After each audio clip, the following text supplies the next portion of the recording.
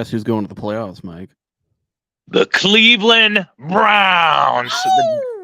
Oh, man, what a game. What a great game. Man, what a night.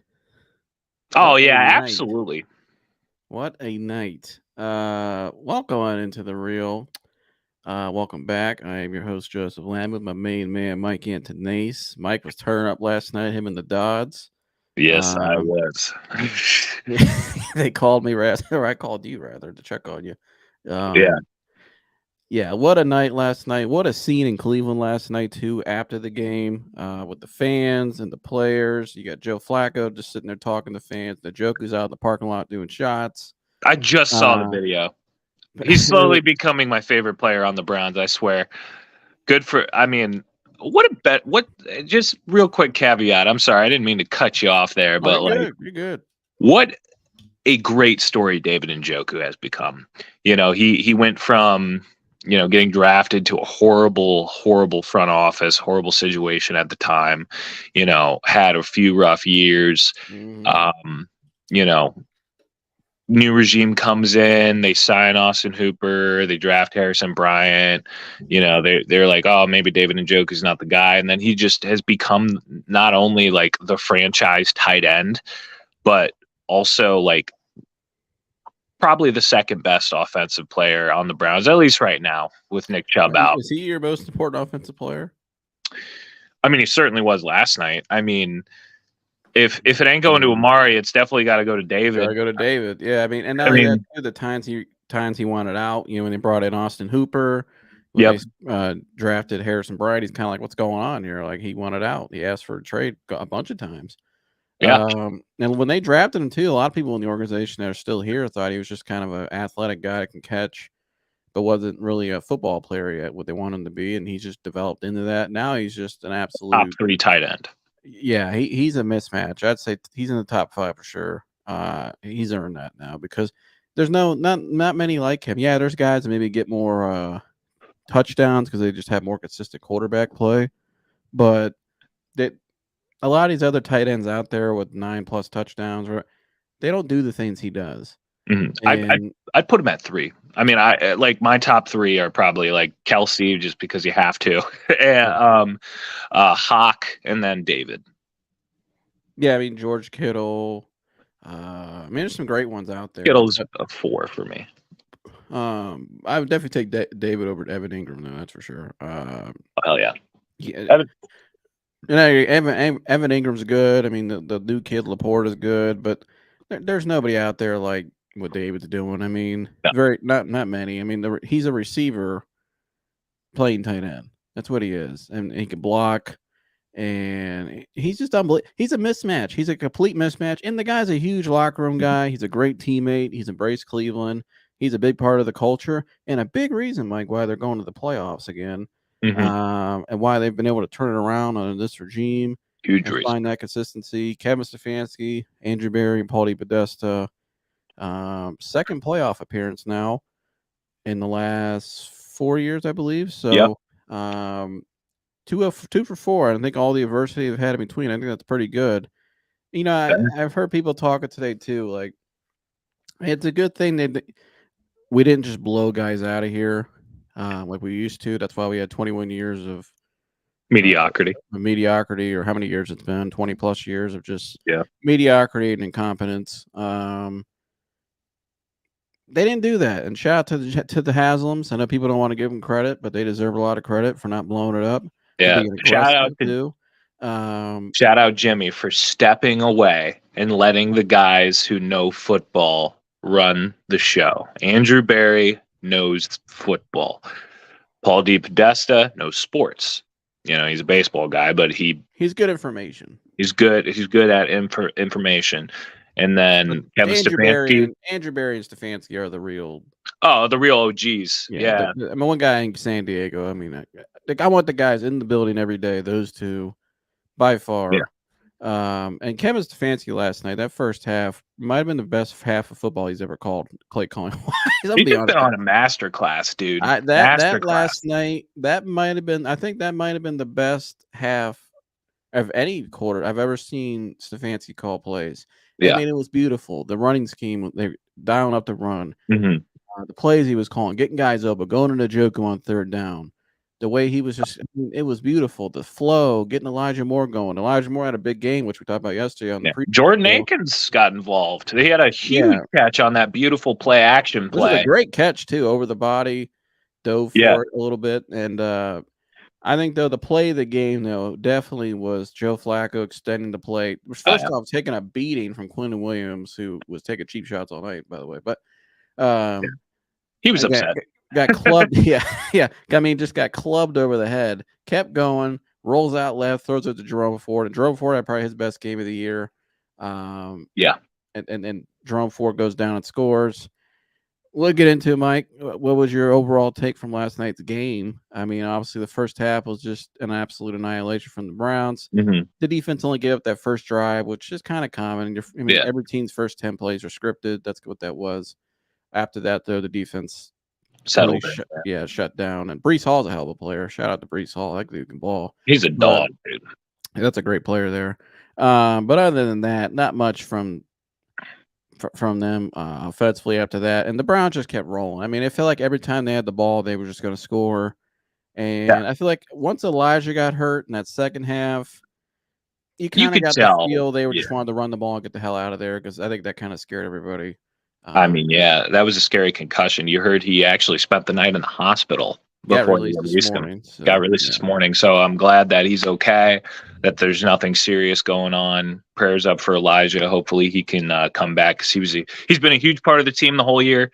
You know, he's probably going to finish the season with was having his best game of the season too. Yeah.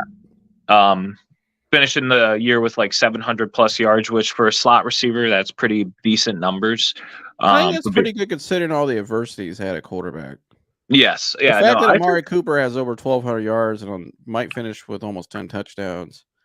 Is David over 1,000 now?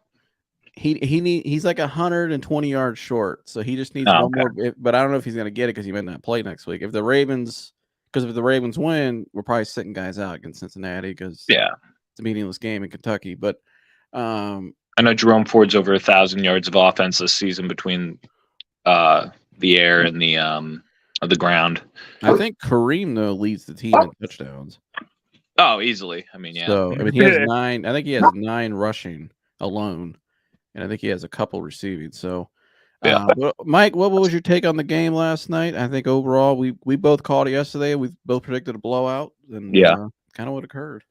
Yeah, I mean, I thought it was a great game all around, from offense, defense, special teams. You know, shout out to Riley Patterson, who got here on Monday, and actually, he only missed the one extra point. And here, I'll give that to him, bro. Got here off the couch on Monday and was like, "Hey, you got to kick in the hardest stadium to kick in the NFL, and you have 48 hours." So wind blowing, rain. I think it rained a little bit too. And the turf was wet. And, I'll give the kid, his props. Also, shout out to the punter that we signed off the street, Matt Hawk. I thought he actually had a decent game. He had his first kick didn't go very far, but his other two kicks were within the 10. We're within the 25, and he pinned them all the way down to the 10, so they were decent punts. But that's even, we talk about Jim Schwartz and Kevin Stefanski so much because they've been playing out of their minds, but people forget Bubba Fentrone has been a huge part about the turnaround too, and turning around our special teams, which was atrocious last year. So shout out Bubba Ventrone as well. Shout out Bubba. Big Bubba, former Brown. But yeah, man, I don't really have anything negative to say. I mean, the offense was chugling, and it's not the Jets are a bad football team on offense. Everybody knew that. It's Trevor Siemian. They hadn't allowed a single team to pass for over 250 yards all season. They're the number 1 pass defense in the league. They gave it up in the first half. Yeah, and they gave it up. They gave it up almost in the first quarter.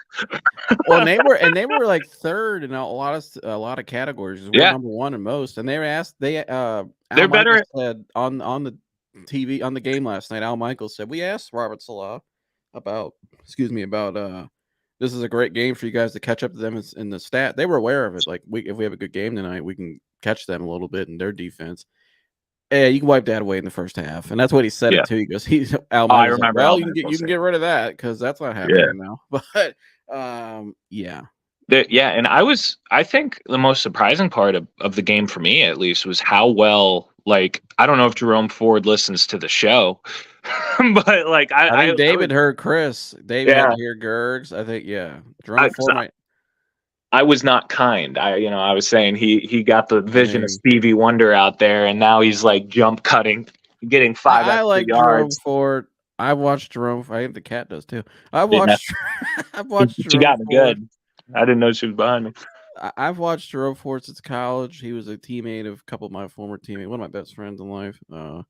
Same with James Hudson, who by the way has been balling. James Oh, Hudson's James doing very Hudson! well. Shout out James Hudson and Gerard James Christian. Hudson. There's somebody on the coaching staff who told. I think Jason Lloyd said this morning. They love They James in they there. think James Hudson's the best run blocker tackle on the team, run blocking tackle on the team. And I'm Mhm. not surprised by that. I mean, he was pretty good in college. I watched him because I watched Cincinnati when they were down there. But I like Jerome Ford. I think he's just he doesn't do some things Nick Chubb does that fits the scheme, but I think he's learning.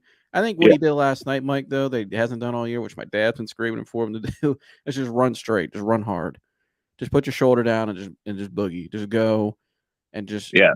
just straight, just run And straight, one thing I will hard. give him is when he's in open space, that dude is He's elusive. tough. Because like you said on your favorite play was just by the way, Joe Flacco, I never saw this in his game ever. I don't even remember this in like 2012 when he was like prime Joe Flacco. That was his But best half of football he's ever played. They said. yeah, I agree. Like him getting out of the pocket, finding Jerome Ford, and good heads up play by Jerome too, witnessing his QBs and struggle and with getting space But I like about the away play from though Quincy is Williams. when he got down there and he stopped at the 10-yard line and planted his foot and said, "I'm going in Oh this yeah, end zone." juked him out and then went back straight and got into the end But zone. when That he was went straight though and said, he was like, "I'm going in this end zone. I'm applying my shoulder. We're scoring that." It just changed the whole game. That play just it was like a spark. yeah. And not to cut you off, but the one thing I want to No, point you're out fine. though, there's one thing I saw last night after that play too that I really loved too, which was when Joe Flacco ran off the sideline. Guess who was right there greeting him, bumping shoulder, chest It's bumping Sean him? Watson. Deshaun Watson. So I kind of like that because I know Killed him. some people are saying, and Joe Flacco's the man right Yeah, now. is Deshaun unhappy Listen, about no, no, Joe no. Flacco's Joe success? Flacco's the man, but I want to say this though. You did see some moments last night where he looked like a 38-year-old, where he was airmailing some some passes. Yeah. So I don't know if this. We'll get into it a little. I mean, we'll be talking about it. It's going to be a topic. People are going to think, should we just roll with Joe Flacco for and just keep sit the shine? I don't think you could do that though. But and I don't know if Joe Flacco can. You don't know what you're going to get next year. But let's stay focused on this year in the moment. Yeah. Right now, no more of these people trying to distract us. They think they're slick, and they're not. But Joe Flacco last night. What do you think was his best pass of the game? I think the one to David probably had to be the best one. The third, I think it was the first drive, and he threw it over the linebacker to David. That was a good one. I'm still just gonna say the play out of structure, just because like that was such a heads up play by him. There were. Yeah, I think David's like big plays. I mean, that's just David being David. I mean, there was a 3rd and 15, and he throws it to David underneath, and then David gets it into the like 25 because he's just a psychopath like that. Like he's just so good at football. I love watching David Njoku play. Did anybody get Yak like him? No, he's the best in the league. I think he has like right now he has. Out of his 800 yards, I think over half of them come after the catch. He's so hard to tackle in open space too. He's Yeah, just so he runs big. like prime Derrick Henry. Like a gazelle. And he always likes to hurdle people too. I think that's why he got that ball knocked out last night. He's always looking to hurdle somebody or just kick somebody, basically. I mean, David's awesome. I think though too last night, the guy, I mean, before he got hurt, Elijah Moore, man, that was he was having a great game. And we said on the show yesterday because I didn't know Amari was going to be out. We did our pregame show yesterday. I didn't know Amari was going to be out. Yeah, we didn't. I mean, think he was anybody like knew. he was a game time decision. So Yeah, you expected him to go, but we didn't know it was gonna be like that. With I think it was a heel injury. So, yeah, and they're um, playing safe. but like I All told good. you yesterday, it was a great moment. It was a great opportunity for Elijah to go against his former team, him and Joe Flacco together. Mhm. And he certainly went out there and proved them. I mean, that's for sure. I mean, if there Yeah, he was any finished the doubt, game before he went out. What, like 60 yards and a tutty, or we got it right here. You know, we got it on deck. Let's see. So Joe Flacco, Mike, for the game. We'll go full screen here. Joe Flacco, 19 only of one 29. interception? Only one, which I'm sure he'll watch film and say, "I'm never going That to throw was an that pass awful again." play. Yeah, I wish he wouldn't have It thrown was that. That was so bad. a blown screen from the Njoku. But 19 of 29, 309, 3 touchdowns, only one pick, only sacked one time too. That O line last night probably had their best game performance of the season. Shout out to Bill Callahan. Joe Flacco's Jerome rushing Ford, 3 12 yards. carries, 64 yards. He was on fire in the first half. Second half, though, they kind of were just a little stagnant. You could tell they just want to get out of town, or get out of the game, rather. Kareem Hunt, 10 carries, 31 yards, and a tutty. Pierre Strong, 4 carries, 29 yards. Had the fumble, but when he does have the ball, though, he's pretty effective. He's averaging about 4 yards a clip. So I think they'll still use him a little more. The Njoku monster game in the first half, 6 Jesus, receptions, 6 for 134 yards. 134. Who also, 6 for 8 on targets too. Who also had the best post game interview I think I've ever seen with Taylor Rooks, where at the end of the interview she's asking, she's like, "Yeah, David, that was a great first half. What did you think?" He kind of just cut her off, but he was like, "Yeah, it was okay. Like, there's always we can do better. Like, it was okay. We got to get better." She's like, "Well, 134 yards and a half. That's pretty good." And he's like, he looks right at it. He's like, "We can always do better, baby." And just gave the deuces and walked out. I said, "What a legend." I love David David. Njoku is an absolute legend. But I thought that was funny. But Elijah Moore, 5 receptions, 61 yards, and a That's a touchdown. good That was a game. tremendous play call too by Kevin there on that third and goal. Love that. Getting Elijah open in space, losing the sideline, using his speed. That was a mismatch there, and they got it. Jerome Ford, 2 receptions, 57 yards. The long one, 50 yards for a touchdown. Akins had the nice one big key crucial play for 28 yards. Other than that, Cedric Tillman had kind of an off night. He had some rookie moments. Him and Flacco was getting on a little bit, but I think he'll be fine. I think he's just learning some things, but you can tell once he figures it out, I think he'll be fine. Yeah. Defensively though, Mike, Sione Takitaki, 16 total tackles. Dog. Jeremiah Usu Koromoa, 2 tackles for loss, 11 total tackles, 7 solo. Dog. Wow. Sign the Anthony man, Bell, pay 2 the man his money. TFLs. Pay Miles Jared Garrett Goodman. broke his sack. There it is. A He sack, could a have like tackle for 7 loss. sacks last night. Yeah, he could have had But 7. there's one guy though, Mike. This guy right here, Mr. Roddy Hickman. I was actually going to say that was my play of the game because that was a great tone setter. It was a great tone setter. Ronnie Hickman has, I think he's earned himself like as the third safety spot. Like, it's funny because you know how I do a bunch of too early mock drafts. One of the needs that it has for the Browns is safety, and I was like, that's cap. Like, that's absolute cap. I was pushing for Roddy Hickman before the year. I kept telling you, so we need to sign this man. And that's all. I watched him at Ohio State. I think the only reason why he went undrafted is because he just didn't test well. That's the only reason why. Yeah. But at Ohio State, he was very good. He was a great player at Ohio State. He was really good. He was always, they used him more as like a tweener, but he was very good player. And that was a steal by Andrew Berry for an undrafted player and Andrew Berry's hit on all his draft picks this past year, I think, most of them. But he hit on not all the draft, but he's hit on all the signings.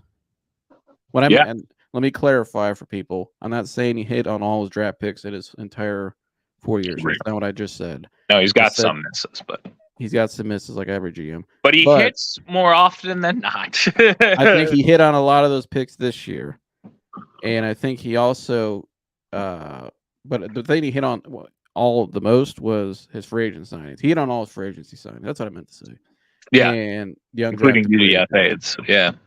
I Our mean, undrafted free agents have played very well. yeah, DeAnthony Bell, second year UDFA, had some really big moments. Ronnie Hickman is super impressive. I mean, our safety room is in great hands with the Grant Delpit extension. Juan's under contract, and then I mean, hell, even bringing in Duron Harmon, the old man. He been playing pretty well for us the past Got couple some nice games. tackles last night. Yeah, the closer, man. He's also, you know what I like what Andrew's done though, and I said this to you last year, and Tyvis Powell said it today on the Ultimate Cleveland Sports Show.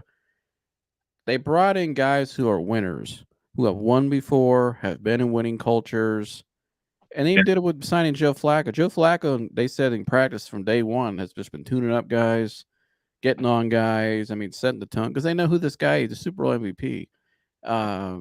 You know, and they brought in a lot of those guys, a Super Bowl champ. They needed that in that locker room. They didn't have guys that knew how to win. They had talented guys, but you need guys in there that know how to win, that can lead.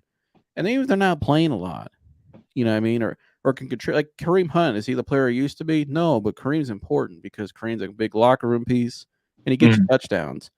That guy can get you touchdowns. Yeah, and he's great in pass blocking. That's the reason why he's out there on third down. He will lay a dude out. He had some important blocks on some of those third down passes. You know, and that's always like a part of the game that, you know, doesn't really get the shine it does, but Kareem can lay it out there. But yeah, I mean, the defense overall, they played fucking fantastic game. I mean, getting pressure constantly.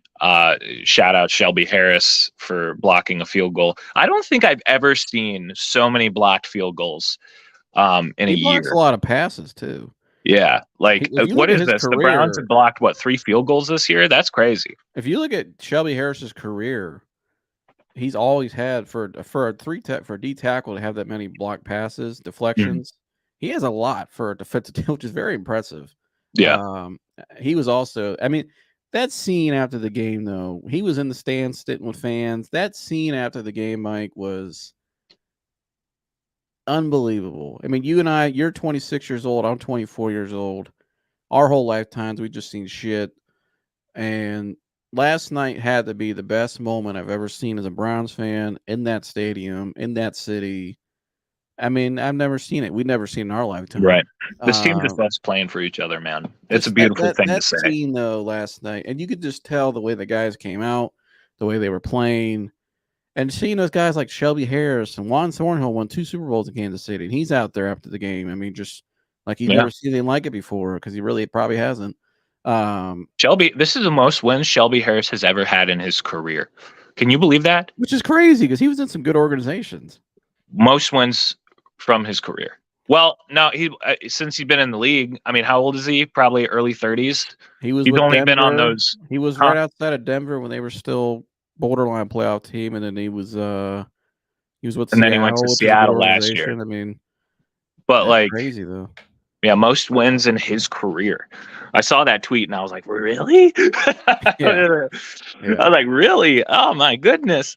Like, and even seeing like the dudes who like, because I'm on Twitter a lot, you know that. I see Mo Hurst tweeting all the time about the team, and he's like, you know, my surgery was successful. I'm back in that locker room. Like players that, you know, they care. They care so much. Obo Okonkwo, who's like been such a huge free agent signing, you know, he's coming back to play for the playoffs, and you know, he's constantly just like supporting the team. It's just an amazing thing to see. Even seeing the Amari last night, Deshaun, and yeah, they're all there. You got They're Amari all sitting there on the sideline, cheering. Nick Chubb's on the sideline. Amari sitting there with Flacco with the clipboard stuff. They're talking about, you know, going over stuff, just talking. Yeah, because Amari's a smart player. He's probably showing Joe what he's sitting there on the sideline, just chilling, and you know, encourage. I mean, there's just a different culture with this team, but it starts with the head coach. Exactly. It starts with the head coach, and I know that from playing. Explain here. I didn't win a national championship with that medal behind me because, and granted, we were the NFL team. Obviously, we were a younger team. But we played against a lot of high school teams. We played against a great competition nationally. But we were close as a unit because our head coach, John Potok, set the tone. Coaching's important at any level, more than people think. I think people are very vastly like just having the right guy, and you've seen that. That's kind of why I flipped on Kevin this year more towards where I like him more, is because at times where I was critical of him, But man, that guy, that locker never quit on him than they should have multiple times. Uh, that team has gotten closer, and to see the way he's interacting with players on the sideline, and the way that team is, it's just like a culture now Yeah. that we've never had, and But it's in a long time since probably yeah. the '80s. So Rejoice Brown. That's what, shout out my man Quincy. I got to shout him out every time he makes a good point. The old Browns are back. Not the same old Browns that you say in a negative light, the 80s Browns. We're mhm. back. The Last night storied they had Bernie on the show franchise. today, and they had Bernie on the show today, and they asked, and they said that like you haven't seen that scene last night. The way the players were interacting with the fans was like the '80s Browns. Yeah. That's the Yeah. last time we saw that. Yeah. I mean, the city is behind the team. The team's behind the city. It's just, I constantly, not to get sappy, my dad was the biggest Browns fan ever, and Mhm. I owe my fandom and why I love the sport so much to him. That every time, like, it's a beautiful thing because I really wish he could be here to kind of see this game, this team, because I know he'd be losing his mind. But it's a beautiful thing to see that the team's finally doing what my dad knew they always could, and it's just awesome, dude. Like, it's Mhm. finally, we got our time in the sun. We found our head coach, and like, it's to the point where, at least for me, like, not that we can't have constructive criticism about, the coach or the GM, because here, as much, I think all they do is like 80% positive. They're going to make mistakes. They're people, like, Yeah, I that's make just part mistakes. of it, Yeah, and that's we our all make that's mistakes in our careers and our job, like, even yeah. like, if you're really good at your job, you're going to make a mistake or two. It's part of being human. But I'm to the point where, like, whatever happens in the off season, or like whatever pick we make in the draft, or whatever happens, it's like I don't have to like worry. You know what I mean? Like, there used to be that thing about the Browns, like, oh, what dumb shit are the Browns going to do in the off You don't gotta be season? so reliant on it. Yeah, right. Because I'm like, I trust this coach. I trust this GM. They're going to make the right decisions. And whatever decision they make, I'm going to let it play out. I'm not going to criticize it, because if they made that decision, it had to be for a reason, right? Like, that's where I'm at now, because it's like, you can trust this front office. You can trust this coaching staff. And it's just so cool. And that's what you were getting on. It's part of having a good team culture. And this continuity is just going to keep building and building for this team. And the wins are going to keep building and building for this team. And, you know, whether, we go to the Super Bowl or not, this is an absolute win of a season, just because, like, you have established a winning culture in Cleveland. You have proved to not only yourselves as a team that, you're a great football team. You've proved to the NFL, like, the Browns are Mhm. back, because like 4 different quarterbacks. You know what team was the last team to make the playoffs playing 4 different quarterbacks? Never. No, there's one team. You know who it was? I think they said it was none. No, there's one team. Damn, The I don't Cleveland know. Browns. This is the That's second time crazy. we've done it. We're the only team to ever do it. Yeah, that would be It was Cleveland that year too. we played like Don Schrock and all those guys. Yeah. Um, but yeah, dude, like, sorry I got on my pulpit a little bit, but like, Oh, you're I'm on good. cloud Preach. I'm on cloud nine with this team, man. I mean, they can do no wrong in my eyes right now. Like, it's just a matter of what comes next, who we playing in the playoffs. Like, the Browns have a bunch of options in front of them. If the Ravens beat Miami, cool. You got yourself a 17-day bye, pretty much. I think You they know, got to make one phone call, Mike. who's that? Jarvis Landry. I've heard whispers, Yeah, and I I have don't. too. I think they. I think it's time to call. Time to bring Juice back for this playoff run. You know, I think Juice can still play. I I think think he that he's would be. got you. He can give you whatever you need this last month. Yeah, I think I'd give Juice a call.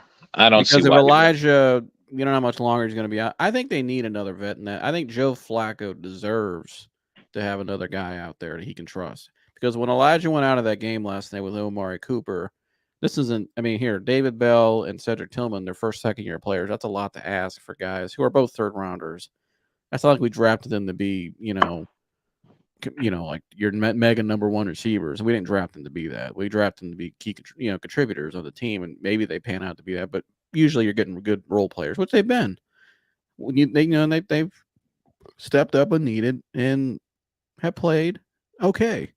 I think Yeah. Tillman had gotten a lot better recently. I think David Bell's gotten a little Yeah. more I opportunity. mean, Tillman's going to get better and better. I mean, he's only started what, like 5 games now? Yeah, Like, and I think both of them walked into a chaotic situation with a quarterback with all just the yeah. suspension with Sean and Jacoby. Then you're going here, then you're going there, and now the carousel this year.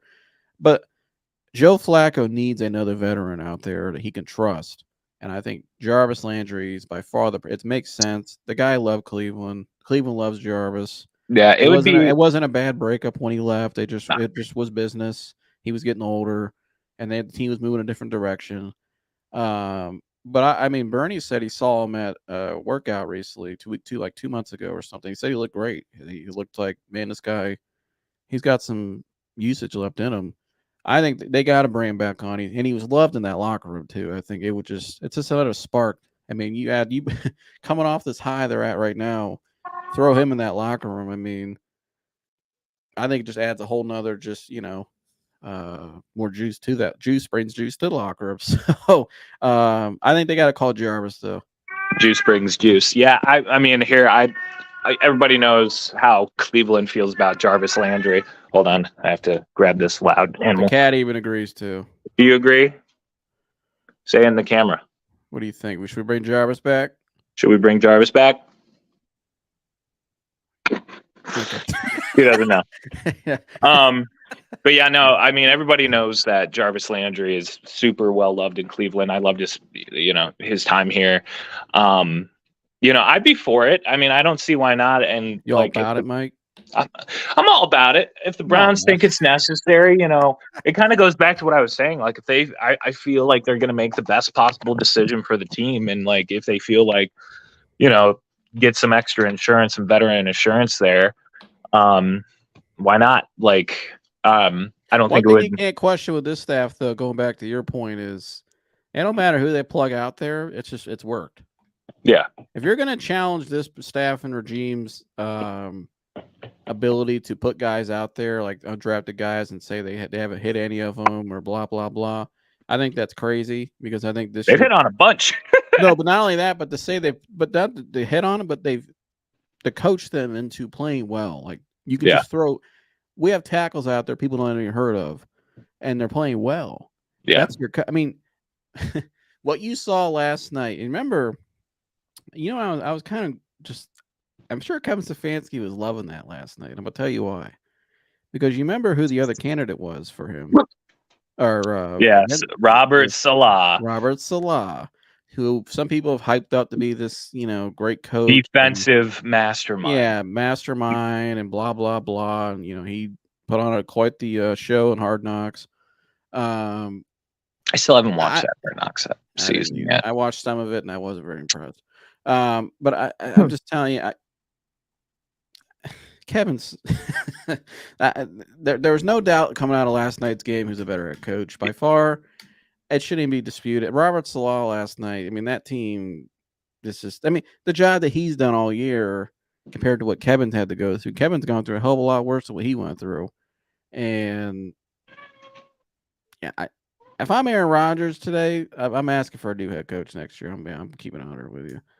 I'm not saying the guy's a bad football coach, but as the head coach of the Jets and what I've been seeing from them, because I've watched them a little bit this year, and what I saw last night compared to our coaching staff, it was like watching. It was night and day.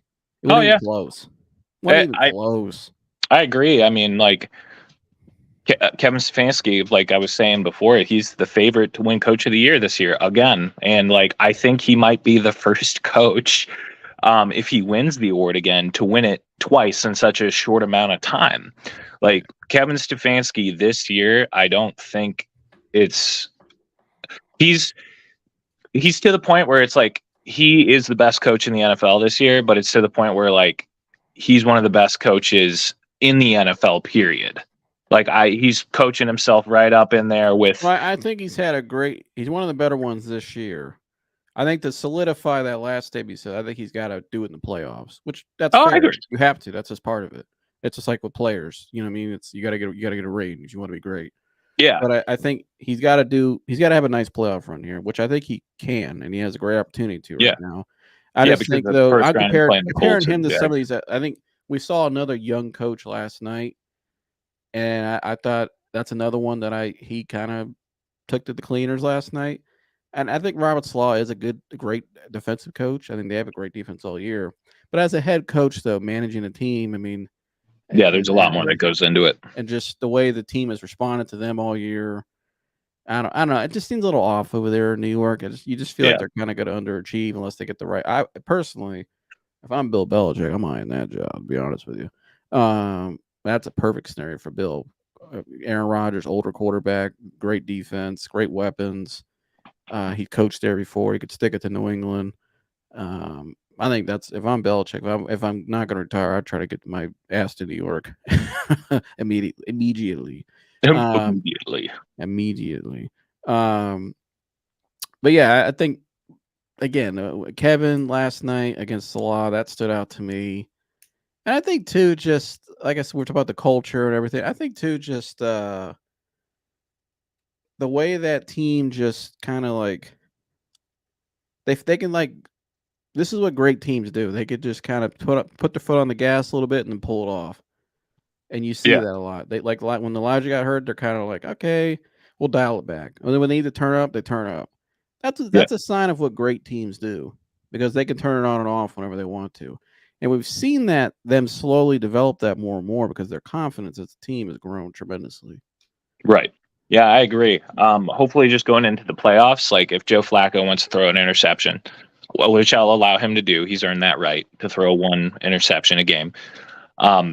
Throw more so an interception in the end zone on a deep ball than whatever that was. I got to ask you though, too, going back to Salah, the play last night though that made me laugh more than anything was the field goal where they gave up the delay of game.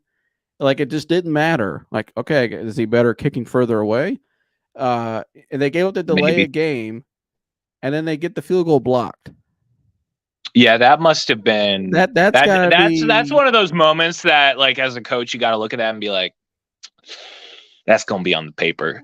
Yeah, that's gonna be in the papers. That's like bad. Like, you imagine the New York Post and people are writing today in New York. Did you imagine what the plain dealer would be saying if that happened to the Browns?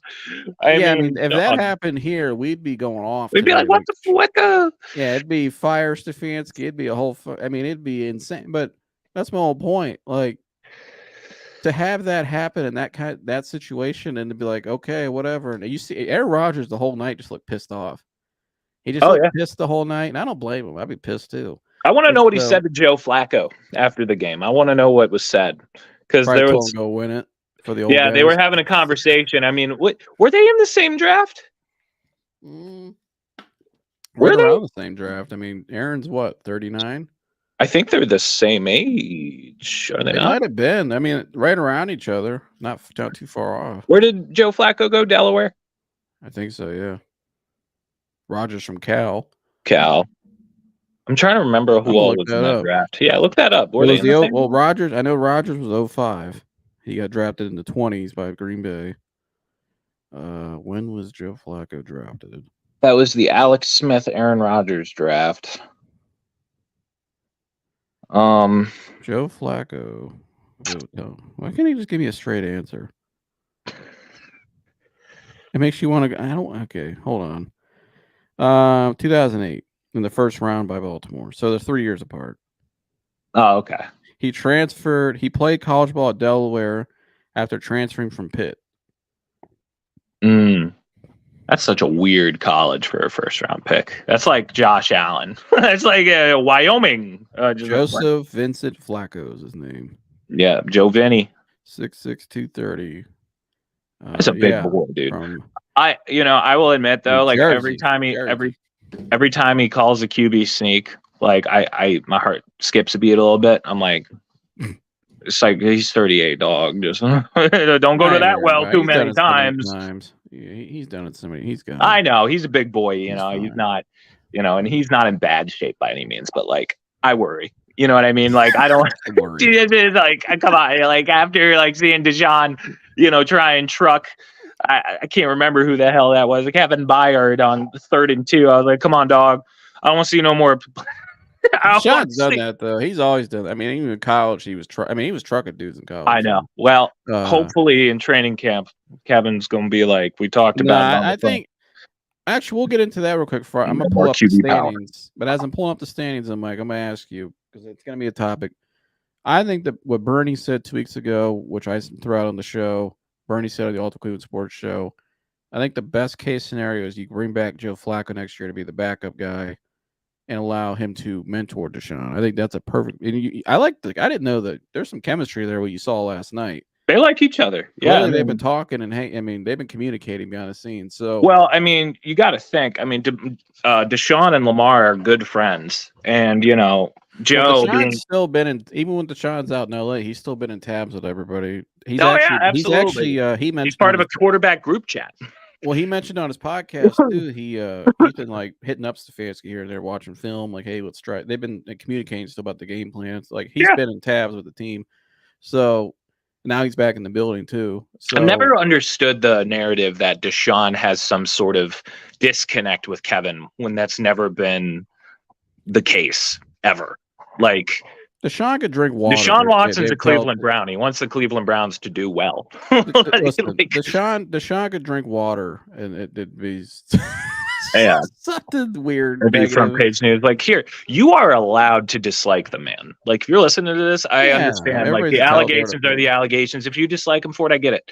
Like, but like you to like throw in his quarterback play and like question if like he even wants the Browns to win. Like, don't let like blind hate, like, I mean, it's not even blind hate. Just don't let hate like cloud your perception. Well, no, and here, if you're that like so much venom, or if you have to make vitriol, I like that word. It's like vitriol. Why does this guy have so much real estate in your head? Number one, but also number two, like if you really are all about what you say, then stop watching. Yeah.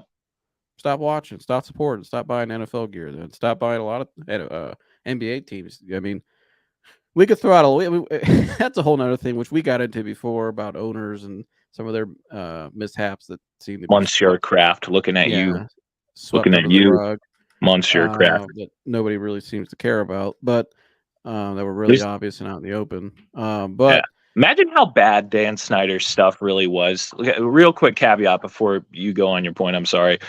Like, it's kind of funny you bring that up because it's shit. But how bad was this Dan Snyder stuff that like the rest of the owners were like, oh yeah, he's got to go. I would recommend this. Go to YouTube and type in, go to Carcino for Life. Shout out to Cino. Carcino for Life, a big YouTuber, did a video about that connection right there with the whole Deshaun Watson. I recommend people go watch it and go watch Garrett Bush's videos and then come back and we'll reevaluate. Yeah. Because I think there was a lot of mishaps in that whole everything. Yeah. When you and I have discussed it privately, and I think people can figure out for themselves. But right. Yeah, I mean, same. Even like you saw it in the NBA too. We're going off the top a little bit. Even in the NBA in 2022, that summer off season, Ime Udoka is the villain on the whole summer for a mishap. For a consent, and I don't agree with what he did, obviously. No, but you and I thought it was weird. Like it was a consensual thing. Well, and the week before, there was a big story out about the Suns' former owner about some serious things, and all of a sudden, Ime's the top story. Like you got people on you got all these people. Yeah, just sitting on this guy. I was like, and you got the one girl going off on Stephen A. for his opinion. You got people on TV crying like it was like the worst. I mean, like, I'm like, are you serious? It's like adultery is never okay, but goddamn, dude, like, why you talk about this dude's life? I was like, well, and you know what? The guy, the guy for whatever. I mean, he's back with his wife now, and he's got a job with the Rockets, so maybe he's turned his life around. Yeah, it's not like he like committed it and like wrecked a home, or she wrecked his home, and then they just kept rolling with it. And it was just kind of like after the world, because that's terrible. But yeah, I mean, I don't know if anybody even knows that guy's back with his wife because you never heard about it. Yeah, no, I mean it headline. Him and Elon are back together, and it's like they never told you about it because it's no need for the story anymore, right? Right. But yeah, funny how that works. But I don't know. I know we got a little off the rails though, but who cares? That's They part of go the off the rails. show. That's why people listen. Well, yeah. I mean, here, like everybody's entitled to their opinion, but Right. you can't shit on other people for their opinion because they don't agree with you, or act like you're just the moral authority on Facebook or whatever, or Twitter, or whatever the hell you use to. It's a joke. The whole Yeah. thing's a joke. But my whole point is like, how this all started was because, like you said, people are hating on. They're saying Yeah. Deshaun's not. Listen, what I saw last night from Deshaun and Joe Flacco, I like what I see, and I agree. Going back to Bernie's point, I think Bernie was right when he said Joe Flacco would be a great mentor to help Deshaun get back on his feet and get him going consistently, because we've seen his last 2 games before he got hurt was phenomenal. Oh, yeah. So I think if Joe can stick around next year, because he may not want to be a starter. I mean, and I don't know too. You can't. That's a kind of a big risk. Granted, how well he's played this year, but you don't He's know what you're also going to get playing next year. right. He's also playing fresh. He's playing Like people fresh. forget. He Like didn't he play a full hasn't. season. He didn't go through training camp. He didn't go Right. through. He hasn't gotten hit a lot. I mean, he's only was this 4 games now, 4 or 5 games, and it's not like 5 games. a little over a quarter of a season. So he hasn't played a lot. I mean, here, Nick Foles, the same thing. But they didn't roll back with Nick Foles this next year for a reason, because it was a hot, you know what I mean? And I think Joe Flacco's better than Nick Foles. Mhm. But even like when Ohio State won the national championship, when Cardale Jones stepped in, JT was the man all year, and it was JT's team. JT was also a little more offensively with his running ability, kind of like Sean, although Sean had a way better arm. But I remember that Zach Smith told a story that is a little off top, but just kind of give context to what we're going to about next year, because that's going to be a big topic, obviously. Right. Is when Ohio State came back that next year with their most talented team they've ever had in 15 that should have won the national championship. It was one of the biggest disservices in the history of Ohio State, because Ed Warner was the coordinator, was not a coordinator. But also, Urban went with Cardale at quarterback when he should have went with JT, because the offense ran better with JT. And it wasn't until late in that season, Zach Smith said one day of practice, they were undefeated, but they were struggling. They weren't hitting that hot. They weren't like firing like they should be. They didn't look like the best team in the country. Offense was kind of struggling. One day they're in practice, and he finally puts JT back in with the first team reps, with the first team guys, and they go on this like tear of a drive in practice, to the point where he said guys had like chills watching it. That's how great JT was in this. And you know what Urban said? He looked at Zach Smith and he said, "Damn, I effed this up." So again, Yeah. I think I going back to what you said, I trust Kevin and Andrew with the decision, because there's a lot more that they know that we know. So Right. These guys, they watch the players play in practice. Now here, if they think Joe Flacco's got another season, they go with him next year, which would be a shock to everybody. I trust that too. So, Yeah. but I don't think we're heading that direction. I think this is just a one-time. Just like if you brought Jarvis back, it'll probably only be for the remainder of the season. Yeah. And Flacco went to like the best situation he could have, because like, what kind of system does he play the best in? What kind of system does he know inside and out? A Kubiak-esque system. Who taught Kevin Stefanski how to coach and do everything offensively? Gary Kubiak. So like, I mean, it was just kind of a match made in heaven there. And, I think he's the perfect mentor for him to get back, though. Yeah, no, I agree. I think Bernie hit it, and who knows better than Bernie? I think Bernie's an expert at football, playing quarterback. And here, Flacco, 38 years old. I mean, what's a better job than getting paid a couple $1 million to sit on the bench? He's got his kids now. His kids are getting older, and maybe you get thrown in for a game or two or something like that. But like, I think he'd be willing to do that. I don't know if there's a team out there that would like, even as good as he's playing, I don't know if there is a team out there that would want to like sign him to like a long-term extension. It's gonna be tricky, because this is a great quarterback class. This is a deep class coming out. A very deep quarterback class. You get a guy in the second, third round that could be a starter in this class.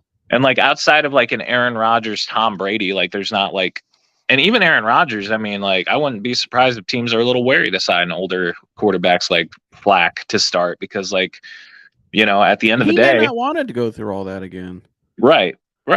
And Nobody like, wants it. I mean, here, and depending on if they go through this hell of a run, which we kind of expect, it looks like it's trending in that direction. It's going to take a lot out of you to finish this thing off. I I mean, have a question for you. I have a yeah. question for you. I want to make some people mad. Uh-oh. I think we've already Joe, pissed a lot of people off the last I 20 want to minutes. So piss go more ahead. people off. If Joe Flacco wins the Browns a Super Bowl, and he goes, you know what? I don't think there's a better capstone. I'm retiring. And what if he retires a Brown, not a Raven? He goes, I want to go in retired as a Brown. I mean, I'm gonna piss some people off. What if the Flacco, the I don't Waka think that would Flacco? happen. I'll say this, and I thought about this last night because a lot of people are saying, like, isn't it crazy Joe Flacco's the guy leading the Browns right now? Yeah, But this I is think that would be also funny. Baltimore wouldn't have a team if it wasn't for Cleveland, number one. Number Yeah. two, they also took 2 Super Bowls from us because of that. Number three, they also took Ozzie Newsome from us because of that, who's a Browns legend. Mm-hmm. And we would have had Ray Lewis in a brown and orange uniform most probably as well, because that was the same. That's our original team. And It's the Ed Reed, Baltimore. It's the Baltimore Browns. So Terrell Suggs. yeah, I mean, so they can give us Joe Flacco. Yeah. They kind of owe us Joe Flacco. Yeah, Joe Flacco retires a Brown. Here's an interesting conversation as well. If Joe Flacco wins the Browns a Super Bowl, is he a Hall of Famer? That's a hard question to answer, isn't it? Like, it's hard because I hear people say all the time they don't think Eli Manning's a Hall of Famer, or some kind of like the Joe Flacco ain't got a is shot. that a more would those 2 Super Bowls that Joe Flacco has over Eli Manning be more impressive Super Bowls? Let me answer this. This is an interesting question, real quick. I'm adding questions onto the question originally. No, you're good. If Joe Flacco wins us a Super Bowl, what's more impressive? What would be more impressive? The Browns Super Bowl, winning the Super Bowl with a team you've been on for like half a season or a quarter of a season, or Eli Manning's Super Bowl over the undefeated Patriots? Which would be more impressive? I mean, that's a good question. I think here's how I look at it. I mean, that was a phenomenal Super Bowl, obviously, because you beat that historic team that was 16-0. Randy Moss was balling, Tom Brady, and all that. But their defense in New York was really the catalyst of that game. I mean, Eli played good, and he made some great heroic plays at the end. Which, I mean, who was the guy that made the catch? The guy had, like, Barber? No. The receiver. No. He had like a heroic catch there at the end. I know what you're talking about. Caught it on his helmet. I can't remember. I was like 7 years old watching it, but yeah. I remember watching that game though. But I don't want to be but I think the Browns, because it's the Browns. It's Cleveland. They haven't won a championship in 64 years. And football just means more here than it does in New York. I agree. New York's a basketball city. That's the mecca of basketball. That's why they always call it that. Rutgers Park. You know what I mean? And not that football is important. The Giants are a great brand and a great, they've had plenty of success as an organization. But it's it's Cleveland, it's Northeast Ohio, it's football. It was made here. Like, it's the Browns. Like, they're one of the biggest fandoms. People don't realize they're actually one of the biggest fandoms in the world, statistically. Yeah. Hell, I've heard a guy that we both know in the cardio business. He was over hunting one time in Africa and saw a guy in a Browns t-shirt in Africa, in the middle of Africa. That's awesome. I mean, that's insane. But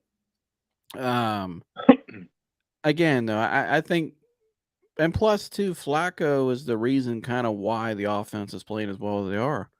When we had PJ and DTR in there, we didn't have, number one, we didn't have enough time with Deshaun because of injury.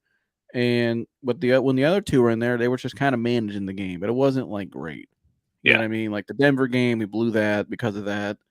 The Seattle game blew that because of that. Like, there's some games we lost because of the quarterback, and I think Kevin just couldn't. Couldn't call overcome the quarterback. Couldn't overcome it, and I think he was he's an aggressive play caller, which I like, but he didn't like. I remember I criticized him after the Seattle game and the Denver game. I think he was trying to be aggressive and a little too cute at times. It kind of cost him because he just didn't have the horse to run the quarterback position. So, not hating on those guys, but they're just not NFL quarterbacks. I don't think DTR's played okay, but he's small. He's limited. You got to have a guy. I I think to run this offense, it's got to be Joe Flacco or 6'2" or above. I think you got to be, or 6'3" or above rather, and because you got to be able to see, play action, looking over the. I mean, that's just football in general, but or you got to be uber talented too if you're going to be smaller. But Right. we don't have that. But I think Flacco, I think we'll get the edge just because the story coming off the street and playing like to come off the street like that when you're on the couch 6 weeks ago and to lead a team all the way to the Super Bowl and win it. And it's not just a Super Bowl championship; it's the Cleveland Browns Super Bowl championship, first Right. ever Super Bowl. That's one of the best stories ever in sports if that happens. Yeah. And I think this team, the way they're playing right now, we can beat anybody. I really believe that. I really believe that this could be the year, which is shocking with all the injuries. I mean, I think the three best teams in all of football right now are the Ravens, Bills, and Browns. Yeah. All three in the same conference. Yeah. And depending on how the playoff rankings shake up, because we're going to play the winner of the AFC South unless the Ravens lose next week and against Pittsburgh. We're going to be playing either the Colts, the Jags, or the Texans because they all have the same record. Right. We've played all three of them.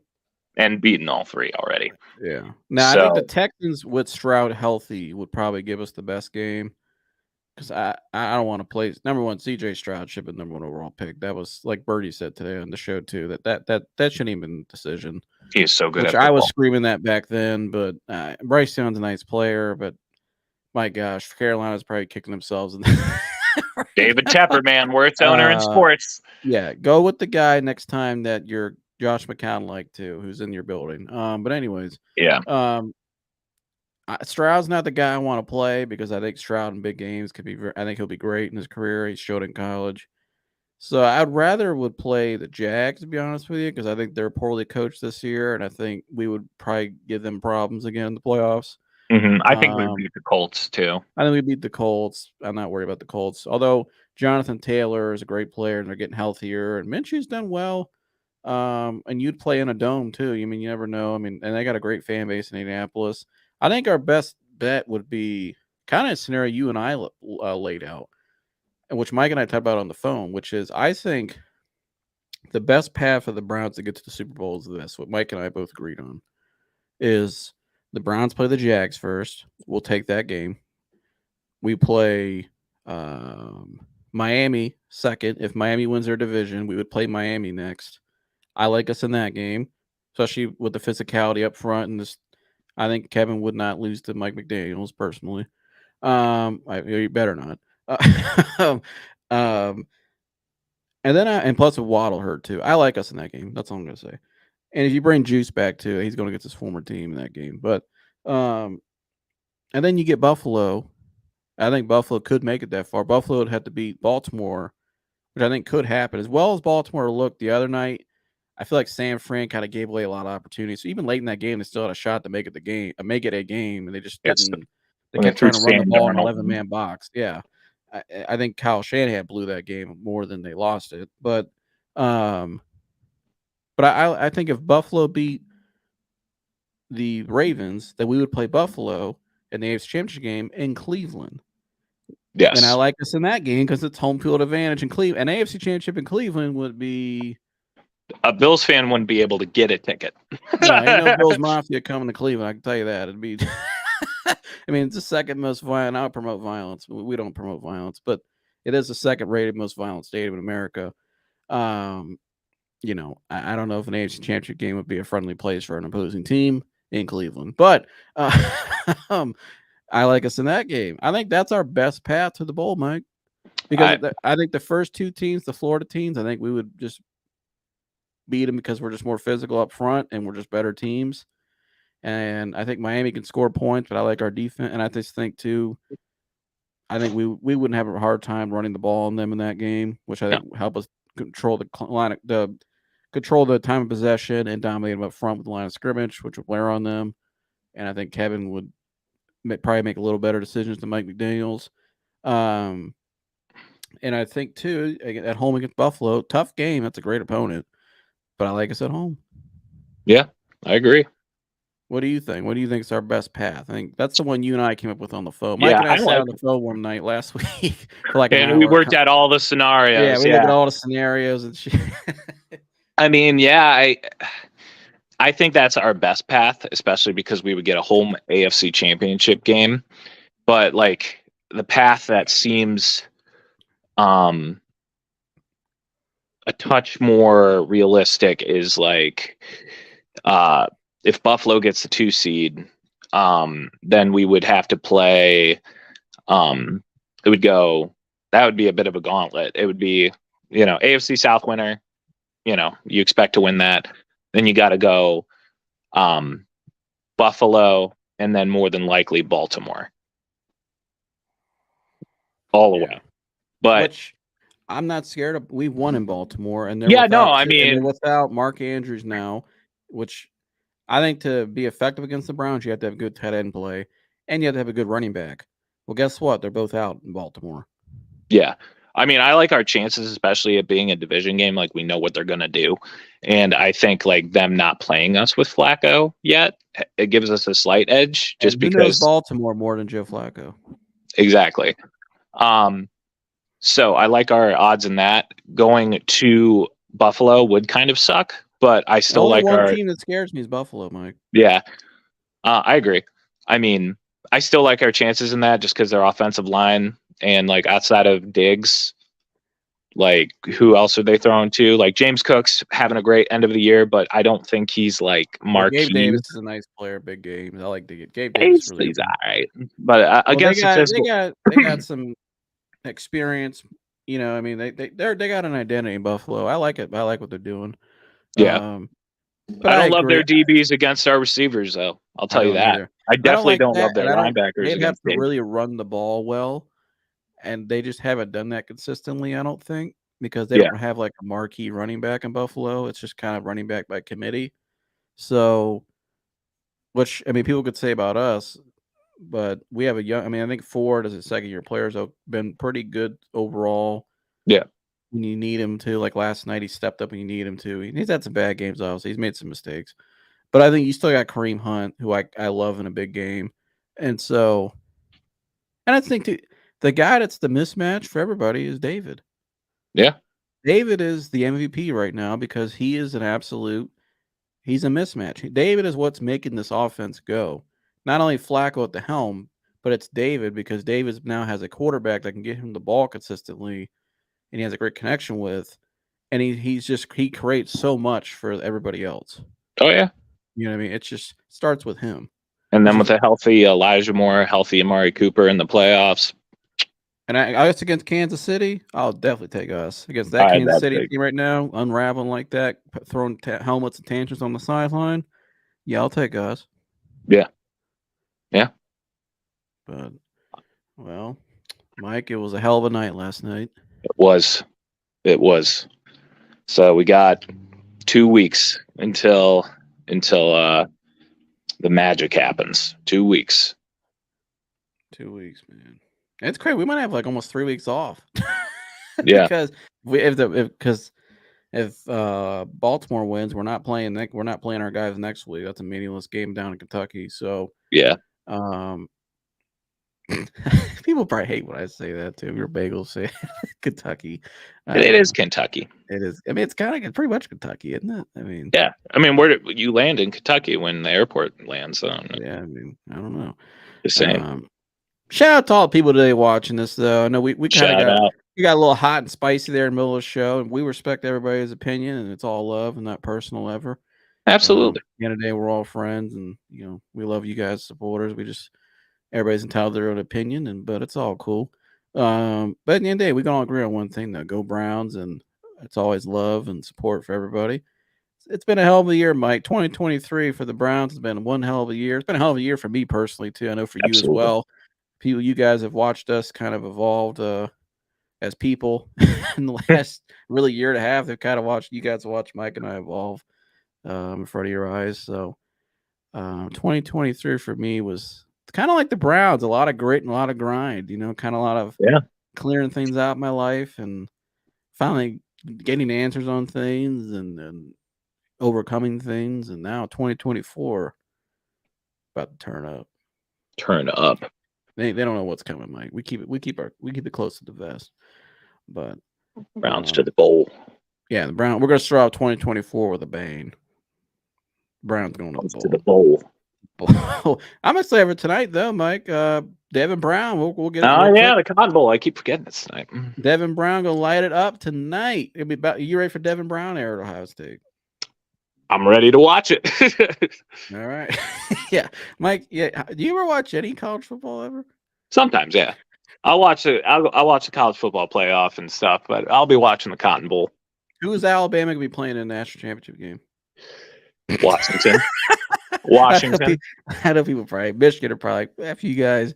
No, it's going to be Washington. Washington wins it all. Washington's going to win it all. And I want to be clear. I'm not just picking Alabama, just like straight up. Like I think they're just away because Michigan's got a great team. But although I do think Harbaugh's they suck.